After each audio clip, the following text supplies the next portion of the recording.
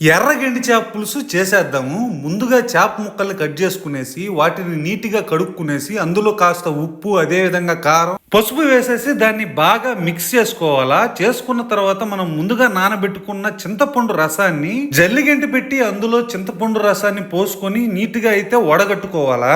అదే విధంగా ఆనియన్స్, టమోటాలు, కరివేపాకు తీసి పక్కన పెట్టుకొని గిన్నెత్తి గ్యాస్ మీద పెట్టుకొని నూనెత్తి గిన్నెలో వేసి అదే విధంగా ఆవాలు, మెంతులు, జీలకర్ర అయితే వేసియాల.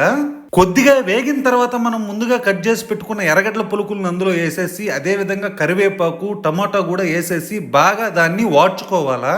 ఇలాగ దోరగా వేగిన తర్వాత మనం ముందుగా వడగట్టి పక్కన పెట్టుకున్న చింతపండు రసాన్ని అందులో పోసేసి కట్ చేసి మసాలాల్లో కలుపుకున్న చేప ముక్కలను అందులో వేసేసి అదే విధంగా తాజాగా ఉండేటటువంటి మామిడికాయ ముక్కలను అందులో వేసేస్తే కమ్మటి చేపల పులుసు రెడీ అయిపోయింది. ఇది వేసుకొని రైస్లో తింటా ఉంటే టేస్ట్ అద్భుతంగా ఉంటుంది.